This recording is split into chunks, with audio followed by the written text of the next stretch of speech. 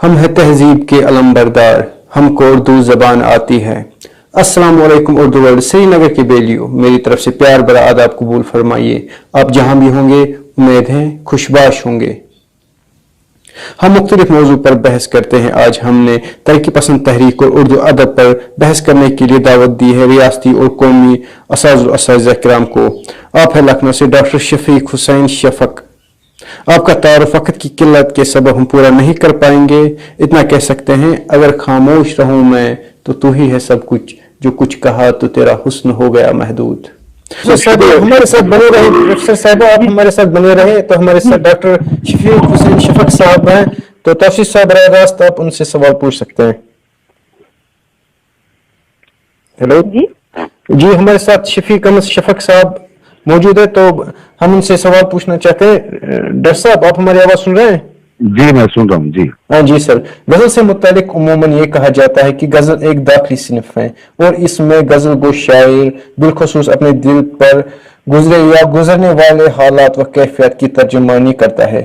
تو آپ سے جاننا چاہتے ہیں کہ ایک داخلی صنف سخن ہونے کے باوجود غزل کس طرح خارجی معاملات کو اپنے اندر سمیٹے ہوئے ہیں، اور یعنی سماجی مسائل کی عکاسی میں غزل کیا رول ہے؟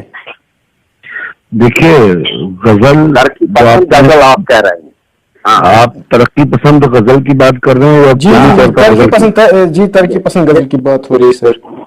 جی ترقی پسند غزل کی ہاں جی، اگر ترقی پسند غزل کی بات آپ کریں گے تو ترقی پسند غزل کے حوالے سے میں اتنا کہنا چاہوں گا کہ جب ترقی پسندوں نے سن 1936 عیسوی میں 9 اور 10 اپریل کی وہ تاریخ تھی جب لکھنؤ میں رفاعام کلب میں ایک تاریخ ساز جلسہ کیا تھا، اور اس جلسے کی صدارت پریم چند کر رہے تھے، اور اس وقت کے تمام اہم ترقی پسند شعراء اور ادبا اس میں شریک ہوئے تھے۔ تو وہاں پریم چند نے ایک نعرہ بلند کیا تھا اور کہا تھا کہ اب ہمیں حسن کا معیار بدلنا ہوگا، اور اس میں جو بنیادی بات تھی وہ یہی کہی گئی تھی کہ ابھی تک جو غزل کے معنی تھے وہ بڑے محدود تھے، اور کہا جاتا تھا کہ حکایت بیار گفتن، یعنی غزل کا مطلب یہ ہے کہ ہم محبوب کی باتیں کریں یا محبوب سے باتیں کریں۔ تو اس وقت یہاں یہ نعرہ بلند کیا گیا کہ یہ سب اب نہیں چلنے والا ہے، اور اب ہمیں اس نظریے کو بدلنا ہوگا، اس لیے کہ غزل اپنے زمانے کے ساتھ اگر نہیں چلے گی تو ایک دن غزل ختم ہو جائے گی۔ اور بہت سے ترقی پسندوں نے غزل کے خلاف آواز بھی اٹھائی تھی اس وقت کے، اسی لیے کہ اس میں ہے ہی نہیں کچھ سوائے اس کواشتی کے، یہ ہمارے اصلی تقاضوں کو پورا نہیں کرتی ہے۔ تو اسی گروہ سے پھر کچھ لوگ ایسے نکلے جن لوگوں نے کہا کہ نہیں ایسا نہیں ہے، غزل کے اندر یہ صلاحیت ہے لیکن اس کا استعمال نہیں کیا گیا ہے، اب ہم اسے استعمال کریں گے۔ اس میں سب سے اہم نام جو ہے وہ فیض احمد فیض کا ہے۔ فیض نے بہت ہی خوبصورت انداز میں اس وقت جب غزل پہ حملہ آور خود اپنے لوگ ہو رہے تھے ان کے، اس کا تحفظ کیا، اور مجروح سلطان پوری نے بہت ہی اس زمانے میں جب غزل کی مخالفت ہو رہی تھی انہوں نے اپنے مجموعے کا نام ہی غزل رکھا، اور کہا کہ یہ غلط بات ہے کہ ہم یہ سمجھ رہے ہیں کہ غزل کے اندر یہ صلاحیت موجود نہیں ہے کہ صاحب وہ ہمارے اصلی تقاضوں کو پورا کر سکے۔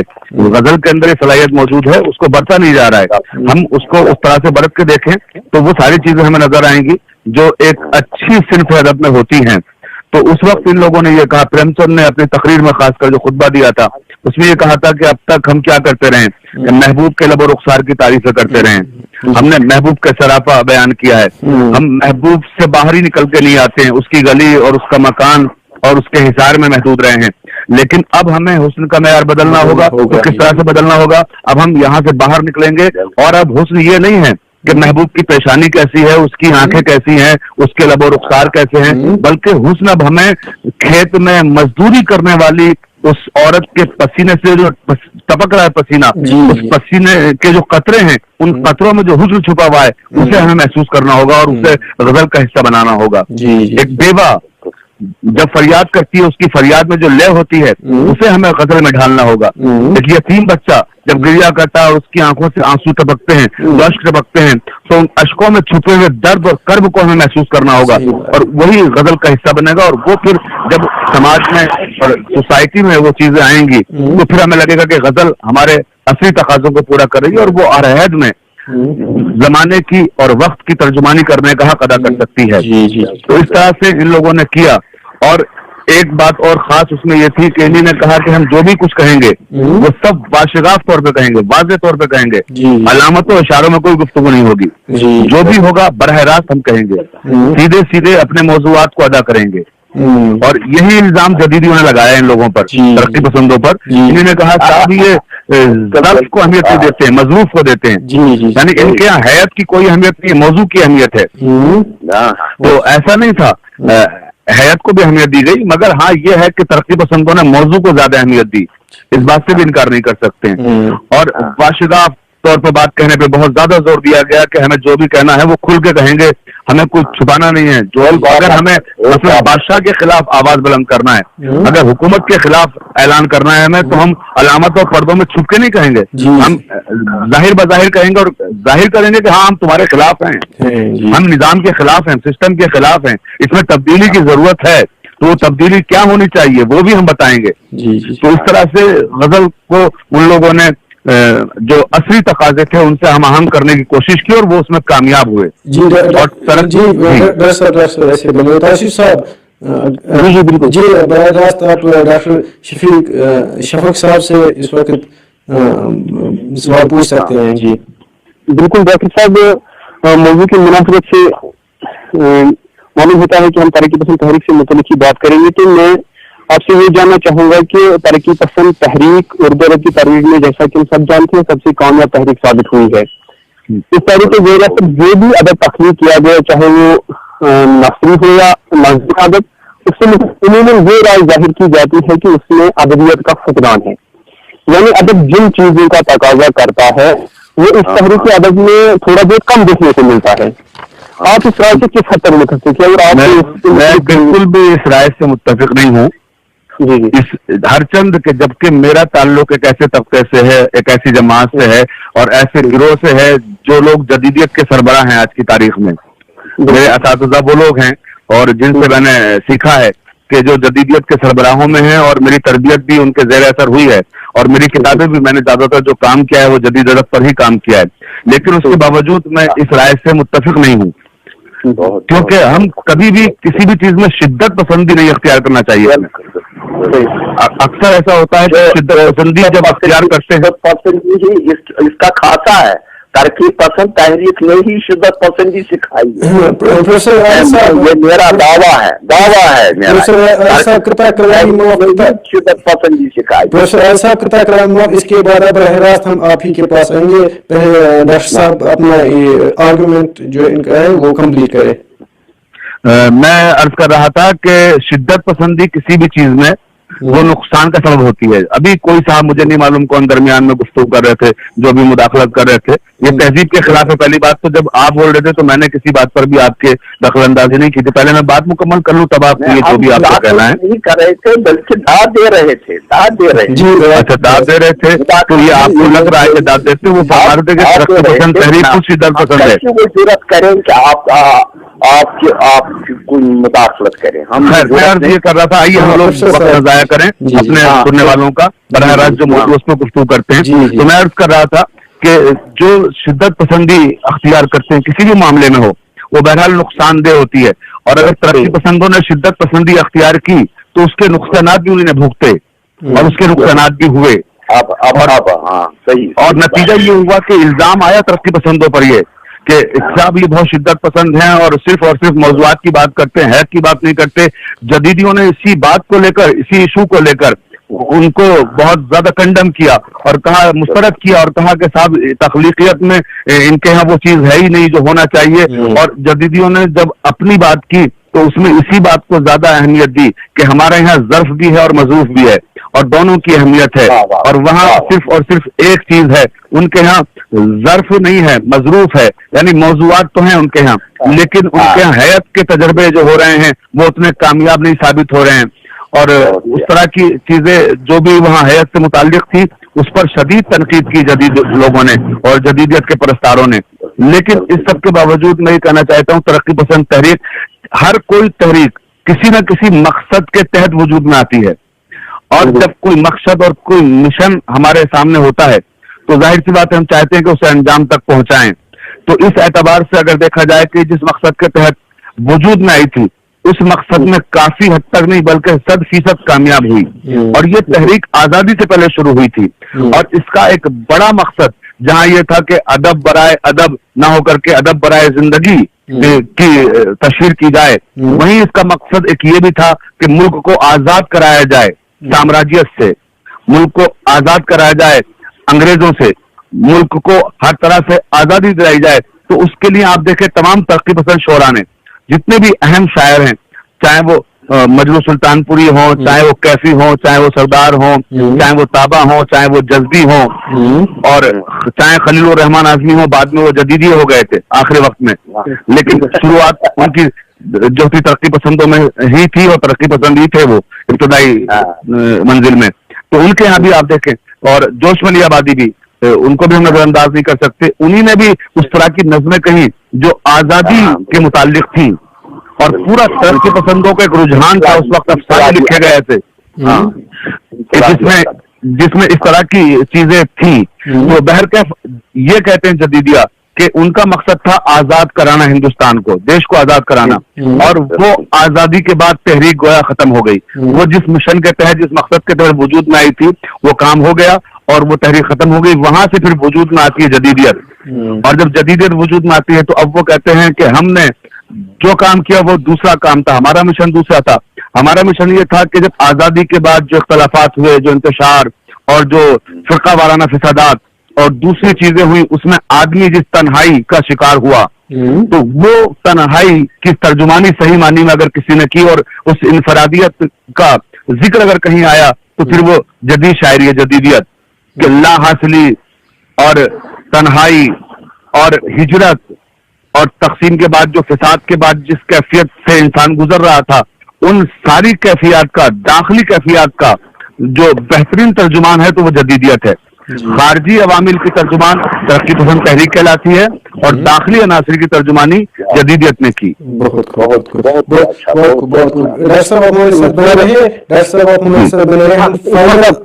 جی جی جی جی توصیف صاحب, جی جی جی جی ڈاکٹر صاحب سے ایک اور بات جاننے کی کوشش کریں گے مگر آپ کی جی جی جی جی لیکن آپ کے خیالات جو ابھی تک آپ دہرا رہے تھے, اگر ہم انہیں سمیٹیں گے تو سجاد ظہیر کی اس قول کو جو انہوں نے اپنے آخری اجلاس میں بتایا تھا کہ ترقی پسند تحریک کو جو کام کرنا تھا سو اس تحریک نے کر دیا, انجام دے دیا. اب ہم اس کے منشور کو بدلنے پر بھی آمادہ ہے. اور آپ ابھی تک یہی کہہ رہے تھے کہ ان کا جو بنیادی مقصد تھا تو اس میں وہ کسی حد تک کیا بلکہ حد تک کامیاب ہوگا. بالکل بالکل بالکل. تو یہاں ہمیں ایک بات ذہن آ جاتی ہے کہ انہوں نے ادب کو بالخصوص کسی مقصد کے لیے چنا تھا, وہ کوئی مقصد انجام دینا چاہتے تھے ادب کے ذریعے. تو میں آپ سے یہ جاننا چاہوں گا کہ کیا ادب کو کسی مقصد کے لیے طے کرنا, کیا ادب کے بارے میں کوئی کسی طرح کا انصاف ہے یا اس کے برعکس ہے؟ دیکھیے بہت اچھا سوال آپ نے کیا ہے. میں عرض کروں کہ ادب کوئی بھی ہو, کسی بھی زبان کا ادب ہو, اگر ہم اسے مقصد کے تحت وجود میں لائیں گے اور ہماری تخلیقات کسی خاص مقصد اور خاص مشن کے تحت ہوں گی, تو وہ مقصد اور مشن تو ہمیں حاصل ہو جائے گا, لیکن یہ کہیں نہ کہیں ادب کے ساتھ ناانصافی ہوگی.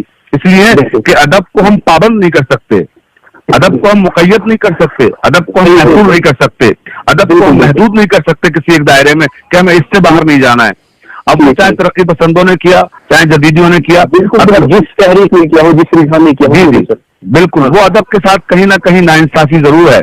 مگر ہر چیز کے دو پہلو ہوتے ہیں, مثبت اور منفی, نیگیٹو اور پازیٹو. تو کبھی کبھی ایسا ہوتا ہے کہ پازیٹو سے نیگیٹو اور نیگیٹو سے پازیٹو چیز سامنے آتی ہے. تو یہ ہر چند کی یہ غلط چیز تھی کہ ہم پابند کر رہے تھے ادب کو, اور ہم لکھنے والوں پر پابندیاں لگا رہے تھے, مگر ان پابندیوں کے نتیجے میں یہاں بہت خوش آئند چیزیں سامنے آئیں.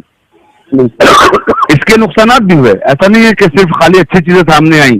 اور بہت سے لوگ, خاص کر جدیدیت میں بہت سے لوگوں نے اپنا آپ وہاں بیٹھے ہو, اور جدیدیت کی ایک عجیب و غریب تعریف معین کر دی گئی, اور اس تعریف کے حصار میں جو چیزیں تخلیق کی گئی, اب وہاں اس پر باقاعدہ میزان لے کے بیٹھ گئے نقاد کہ اب اس میں ہر چیز تولی جائے گی, کون سی ہمارے پیمانے پہ کھڑی اترتی ہے, کون سی نہیں اترتی ہے. جو ہمارے پیمانے پہ کھڑی اترے گی وہ جدیدیت کہلائے گی, اور جو اس پیمانے پہ کھڑی نہیں اترے گی ہم اسے ردی سمجھ کے باہر پھینک دیں گے. تو یہ سب چیزیں بھی ہوئی, اور اس سے ظاہر سی بات ہے ادب کو نقصان بھی ہوا.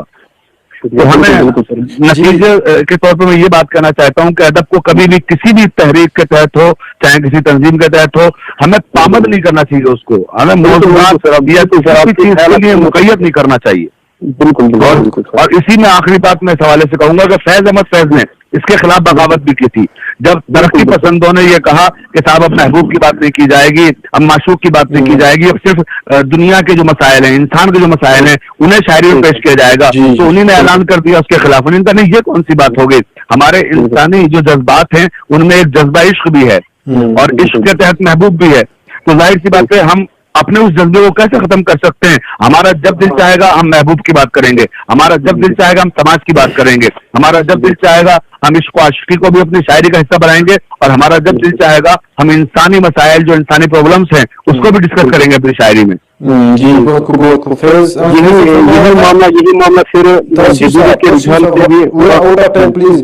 فیض نے فرمایا تھا ہم پرورش لوح قلم کرتے رہیں گے, دل پہ جو گزرتی ہے رقم کرتے رہیں گے. جی ہم پروفیسر عادل صاحب سینئر پروفیسر ہیں, تو ہم ڈائریکٹ ان سے فائنل ریمارکس لینا چاہتے ہیں. مختصر آپ حضرت کچھ کلمات سے نوازیں گے. ویسے میں فار توڑ یہ رہا تھا اس کے لیے کہ یقیناً ڈاکٹر صاحب نے ابھی جو باتیں بتائی اتنی عقل کشا ہے, اور بالکل انہوں نے بتائی, اور انہوں نے دونوں چیز اس کے سامنے رکھے, کیونکہ جب ہم من کے تجزیہ کرتے ہیں تحریر کا تو دونوں چیزیں سامنے رکھتے ہیں. انہوں نے دونوں چیزوں کو سامنے رکھا اور بہت ہی اچھا کیا.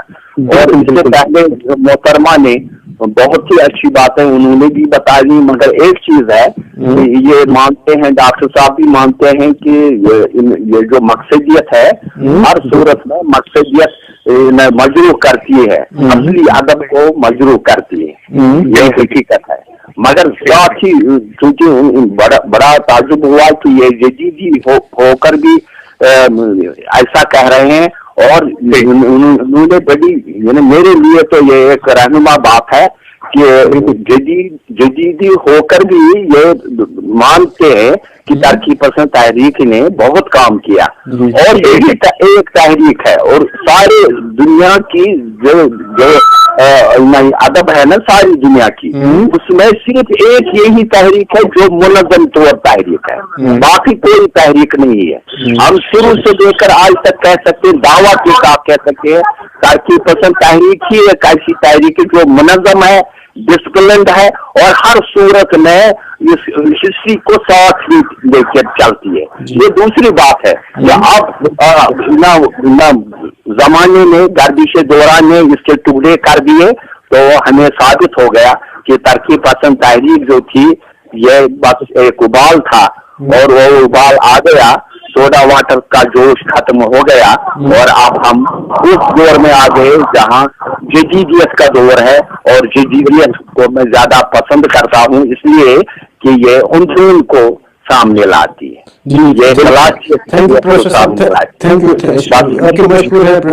آپ کا مشکور ہوں, ان دونوں کا مشکور ہوں کہ انہوں نے میری رہنمائی کی, اور میں آپ کا بھی مشکور ہوں کہ آپ نے یہ موقع دیا. ذرا نام ہو تو یہ مٹی کو درخت ہے. میں ڈائریکٹر ڈاکٹر براہ میں ڈاکٹر حسن آرا صاحبہ سے مخاطب ہونا چاہتا ہوں, پلیز آپ فائنل ریمارک سے نوازیے ہمارے ناظرین کو. جی میں سب کا شکریہ ادا کرتی ہوں سر, بہت بہت شکریہ ادا کرتی ہوں. بس ایک بات یہ کہنا چاہتی ہوں کہ کوئی بھی تحریک اچانک سے وارد نہیں ہوتی ہے, اس کے وجود میں آنے کے لیے سماجی, معاشی اور اقتصادی حالات کا دخل ہوتا ہے. تو ترقی پسند تحریک بھی اسی کے ہی سماجی, معاشی, اقتصادی حالات کے ہی वजह से वजूद में आई। और इस तहरीक का सबसे गहरा असर ये हुआ कि हमारे हिंदुस्तान की जो तहरीक आजादी थी उसकी रफ्तार में तेजी आ गई। जी जी, उसने भी जोर पकड़ लिया इनको। जी हाँ, उसकी रफ्तार में तेजी आ गई थी। यहाँ एक बात मैं कहना चाहता हूँ, यहाँ एक बात मैं कहना चाहता हूँ। मैं अपनी मोहतरमा से इन मोहतरमा से एक बात कहना चाहता हूँ कि मैं मेरे सामने इस वक्त दास कैपिटल है और दास कैपिटल में कहीं भी ये नहीं लिखा है कि आजादी का साथ दे दो इस हिंदुस्तान के लिए, आजादी का साथ दे, बल्कि उन्होंने अंग्रेजों की तहरीकें की है। दास कैपिटल में अंग्रेजों की तहरीकें हुई है, सरमाएदारान निजाम की दजियां तो उड़ा दी गई है, मगर अंग्रेजों की इतनी तारीफ की गई है और कहा गया कि हिंदुस्तान के जो लोग हैं वो खामखा आजादी मांगते हैं, इनको आजादी नहीं मांगनी चाहिए क्योंकि अंग्रेज इनको टेक्नोलॉजी दे रहे हैं, साइंस दे रहे हैं। ये प्रोग्रेसिव मूवमेंट थी और ये प्रोग्रेस है किसी भी शोबे में।